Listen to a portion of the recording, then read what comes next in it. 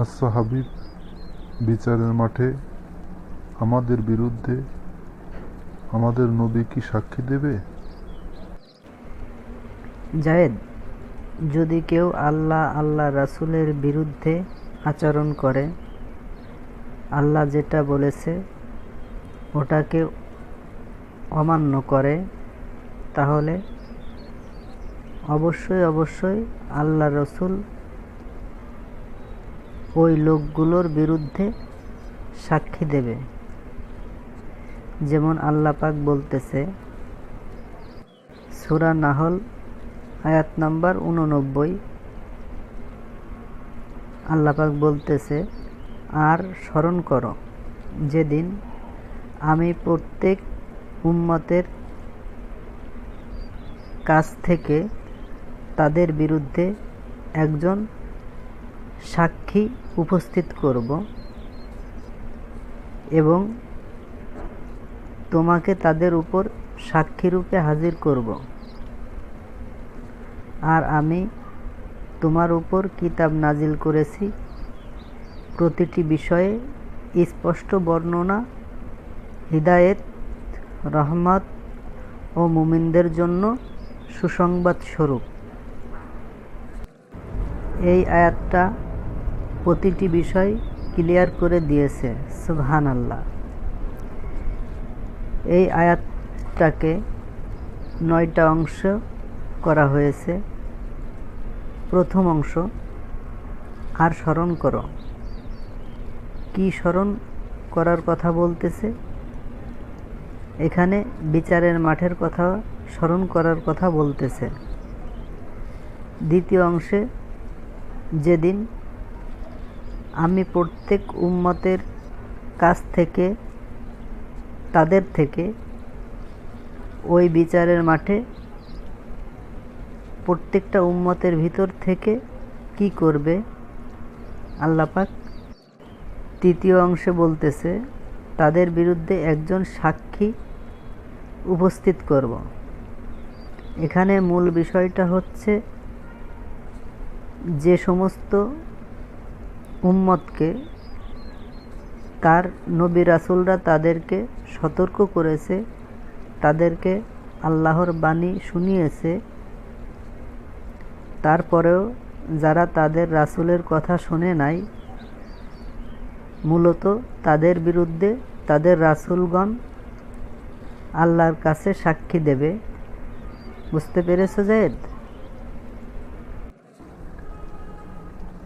হ্যাঁ হাবিব, আমি বুঝতে পেরেছি। কাউকে যদি আল্লাহর বাণী দিয়ে উপদেশ দেওয়া হয়, কাউকে যদি সতর্ক করা হয়, যদি সে সতর্ক না হয়, যদি আল্লাহর বাণী না শোনে, অবশ্যই আল্লাহ পাক তাদের বিরুদ্ধে রাসূলদেরকে সাক্ষী রূপে হাজির করবে। এটাই তো বুঝলাম। জাযাকাল্লাহ খায়ের, তুমি ঠিকই বুঝেছো জায়েদ। চতুর্থ অংশে বলতেছে, এবং তোমাকে তাদের উপর সাক্ষীরূপে হাজির করব। এখানে আর একটা বিষয় ইঙ্গিত করে, যেটা হচ্ছে আল্লাহ রাসূলের নামে যে সমস্ত কথাবার্তারা, যে সমস্ত কিতাবাদি লেখা হয়েছে, আল্লাহ পাক বিচারের মাঠে জিজ্ঞাসা করবে আল্লাহ রাসূলদেরকে বা আল্লাহ রাসূলকে, তুমি কি এই সমস্ত কথাবার্তারা, এই সমস্ত কিতাবাদি লেখার অনুমতি দিয়েছিলে? তখন আল্লাহর রাসূল কিন্তু সাক্ষী হয়ে যারা আল্লাহ রাসূলের বিরুদ্ধে কিতাবাদি লিখেছে, বিভিন্ন ধরনের ফতোয়া দিয়েছে, তখন আল্লাহ রাসূল তাদের বিরুদ্ধে বা আমাদের বিরুদ্ধে সাক্ষী দেবে, যে বলবে, হে আল্লাহ, এগুলোর অনুমতি আমি দেই নাই। তুমি তো জানো আমি জীবিত থাকাকালীন তুমি সাক্ষী ছিলে, আর আমি মরে যাওয়ার পরে তো তুমি সাক্ষী আছো। আর আমি যদি এগুলোর অনুমতি দিতাম তাহলে অবশ্যই তুমি জানতে বা কুরআনে তার উল্লেখ থাকতো। তাই এই কিতাবাদি এই ফতুয়ার বিষয়ে আমি পরিপূর্ণ মুক্ত। এগুলো তারা নিজ হাতে লিখে নিজেদের মন গড়া ফতুয়া দিয়ে আমার নামে চালিয়ে দিয়েছে। এই কথাটা রাসূলগণ বলবে। বুঝতে পেরেছো? মূলত এই কথাগুলোই বুঝাচ্ছে আল্লাহ পাক। আর বলতেছে, এবং তোমাকে তাদের বিরুদ্ধে সাক্ষীরূপে হাজির করব। বুঝতে পেরেছো জায়েদ? হ্যাঁ হাবিব, আমি বুঝতে পেরেছি। আমরা যে বিভিন্ন ধরনের কিতাবাদি লিখি, বিভিন্ন ধরনের ফতোয়া দিয়ে থাকি, যেটা আল্লাহ রাসূলের বিরুদ্ধে যায়, মূলত এদের বিরুদ্ধে আল্লাহর রাসূল বিচারের মাঠে সাক্ষী দেবে যে এগুলো আমি অনুমতি দিই নাই। জাযাকাল্লাহ খায়ের জায়েদ। আল্লাহ রাসূল যদি অনুমতি দিত তাহলে অবশ্যই পবিত্র কুরআনে উল্লেখ থাকত। একটা আয়াতের কথা তোমাকে আমি বলি, আল্লাহ রাসূলের পালক পুত্র জায়েদ তোমার নামের নাম। ওই জায়েদের স্ত্রীকে আল্লাহ রাসূল ছেড়ে দিতে নিষেধ করেছিল প্রথমে। তারপরে যখন জায়েদ ছেড়ে দিল তখন ওই মহিলা কি করবে? ওই মহিলার একটা উপায় করার জন্য আল্লাহর রাসূল তাকে বিবাহ করলেন। এটা আল্লাহর আদেশক্রমে।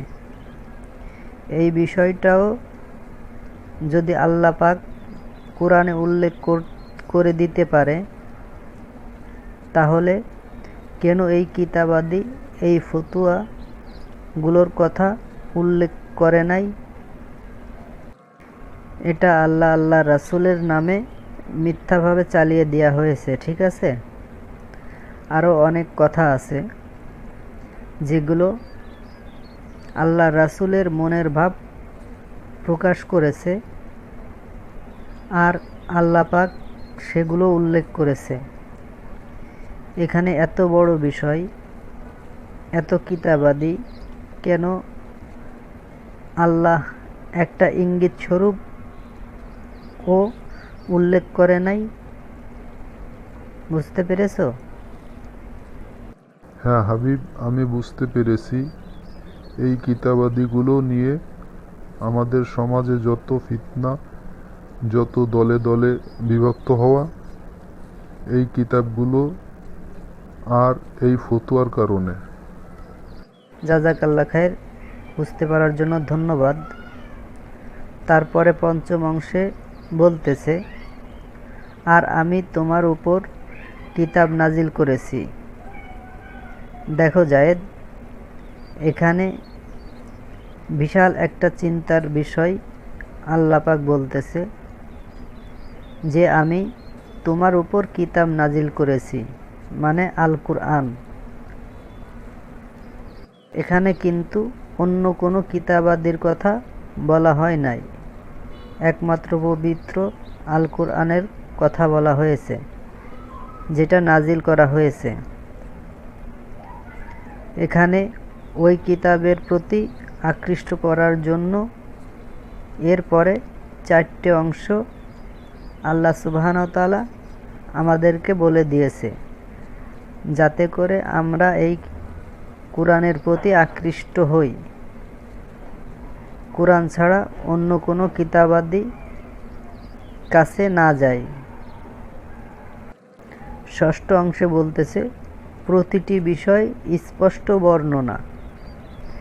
এখানে এমন কোনো জিনিস নাই যেটা প্রতিটি বিষয়ে স্পষ্ট বর্ণনা করা হয় নাই। আমাদের দুর্ভাগ্য, আমরা এই পবিত্র কোরআনের ব্যাখ্যা অন্যান্য মানবরচিত কিতাবের কথা মনে করি। আউযুবিল্লাহ। এই কোরআন ছেড়ে দিয়ে মানুষের লেখা বই পুস্তক নিয়ে এত বেশি গবেষণা করে, ওই গবেষণার 100 ভাগের 5 ভাগ গবেষণা যদি কোরআন থেকে করে, তাহলে আমাদের কাছে পুরো ক্লিয়ার হয়ে যাবে যে এই কোরআনে সমস্ত কিছু নিহিত আছে। 100% এমন কোনো জিনিস নাই এর ভিতরে নাই। এটা সে বুঝতে পারবে ইনশাআল্লাহ। বুঝতে পেরেছো? তাই এই কথা বলার জন্য বলতেছে, প্রতিটি বিষয়ে স্পষ্ট বর্ণনাকারী এই কোরআন। এটা হচ্ছে প্রথম আকর্ষণ কোরআনের প্রতি। তুমি কি বুঝতে পেরেছো? হ্যাঁ, আমি বুঝতে পেরেছি। আমাদের মূলত আকর্ষণ করার জন্য, যাতে করে আমাদের বিরুদ্ধে বিচারের মাঠে নবী রাসূলরা সাক্ষী না দিতে পারে। এই কারণে আমাদের আকর্ষণ করার জন্য এই অংশ ব্যবহার করেছে। জাযাকাল্লাহ খায়ের। বুঝতে পারার জন্য ধন্যবাদ। সপ্তম অংশে বলতেছে হিদায়েত। এই কোরআনের ভিতরই রয়েছে হিদায়েত।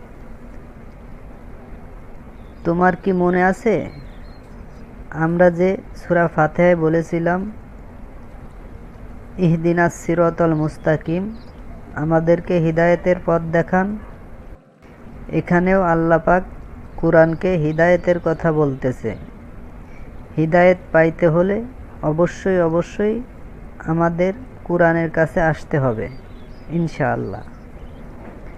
এটা হচ্ছে দ্বিতীয় আকর্ষণ কোরআনের প্রতি আমাদের। তুমি কি বুঝতে পেরেছো? হ্যাঁ হাবিব, আমি বুঝতে পেরেছি যে হিদায়েত খোঁজার জন্য আমরা যাতে অন্য কোনো কিতাবাদি বা মানুষের ফতোয়ার পিছনে না ঘুরে এই কোরআনের কাছেই আসি, এই অংশে এটা বোঝাচ্ছে। জাযাকাল্লাহ খায়ের। বুঝতে পারার জন্য অসংখ্য ধন্যবাদ। অষ্টম অংশে বলতেছে রহমত। এখানে রহমত শব্দ ব্যবহার করার মূল কারণ হচ্ছে এই কোরআনের কাছে আসলে সে বিচারের মাঠে পুরোপুরি নিরাপত্তায় থাকবে। যেমন মায়ের গর্ভে রেহেমের ভিতরে একটা শিশু থাকা অবস্থায় যেমন নিরাপদ ছিল বা ছিলাম, এই কোরআনের কাছে এসে কোরআন অনুযায়ী চললে বিচারের মাঠে আল্লাহর আযাব থেকে, আল্লাহর ক্রোধ থেকে সে পুরোপুরি নিরাপদ থাকবে আল্লাহর রহমতের ভিতরে। ঠিক আছে? এটাই হচ্ছে এই অংশের তৃতীয় আকর্ষণ। তুমি কি বুঝতে পেরেছো যায়েদ? হ্যাঁ হাবিব, অবশ্যই বুঝতে পেরেছি যে এই রহমত শব্দ কি কারণে ব্যবহার করেছে। সুবহানাল্লাহ। প্রত্যেকটা মানুষের এই কোরআনের কাছে আসলেই সে রহমত প্রাপ্ত হবে দুনিয়া ও আখেরাতে। ঠিক বলেছি না হাবিব? হ্যাঁ জায়েদ, অবশ্যই ঠিক বলেছ। জাযাকাল্লাহ খায়ের। এরপরে নবম অংশে বলতেছে ও মুমিনদের জন্য সুসংবাদ স্বরূপ। এখানে মূলত যে কথাটা বোঝাচ্ছে সেটা হচ্ছে যারা এই হিদায়েত, এই রহমত, এই কোরআনের নিরবিচ্ছিন্ন অনুসরণ করবে, যারা আত্মসমর্পণকারী হয়ে তাদেরকে দুনিয়া ও আখেরাতের সুসংবাদ দিচ্ছে। এটা হচ্ছে চতুর্থ আকর্ষণ। তুমি কি বুঝতে পেরেছো? হ্যাঁ হাবিব, আমি বুঝতে পেরেছি। এই কুরআন একমাত্র সুসংবাদ বহনকারী কিতাব যেটা মুসলিমদের জন্য, যারা আত্মসমর্পণকারী আল্লাহ সুবহানাহু ওয়া তাআলার কাছে তাদের সুসংবাদ দিচ্ছে। জাযাকাল্লাহ খায়ের বুঝতে পারার জন্য। তাহলে আমি আয়াতটা আরেকবার বলি, শোনো আর স্মরণ করো, যেদিন আমি প্রত্যেকটা উম্মতের কাছে তাদের থেকে তাদের বিরুদ্ধে একজন সাক্ষী উপস্থিত করব এবং তাদেরকে তাদের উপর সাক্ষীরূপে হাজির করব। আর আমি তোমার উপর কিতাব নাজিল করেছি প্রতিটি বিষয়ে স্পষ্ট বর্ণনা, হিদায়েত, রহমত ও মুমিনদের জন্য সুসংবাদ স্বরূপ।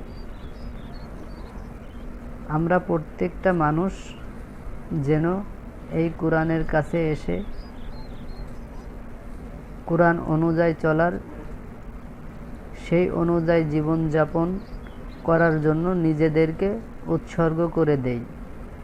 প্রতিটি মানুষ যেন কুরআনের বাংলা অনুবাদ পড়ে কুরআনকে বোঝার চেষ্টা করে, কুরআন থেকে উপদেশ গ্রহণ করে নিজেদের জীবনকে, পারিবারিক জীবনকে ইহকাল পরকাল সুন্দর করে, ইনশাআল্লাহ। তাহলে জায়েদ, আজকের মতো উঠা যাক। আল্লাহ চাইলে আগামীকাল যে কোনো একটা বিষয় নিয়ে আলোচনা করা হবে, ইনশাআল্লাহ। আল্লাহ তোমার উপর রহমত করুক, আল্লাহ তোমার উপর শান্তি বর্ষিত করুক। আল্লাহ তোমার উপর রহমত করুক, আল্লাহ তোমার উপরও শান্তি বর্ষিত করুক।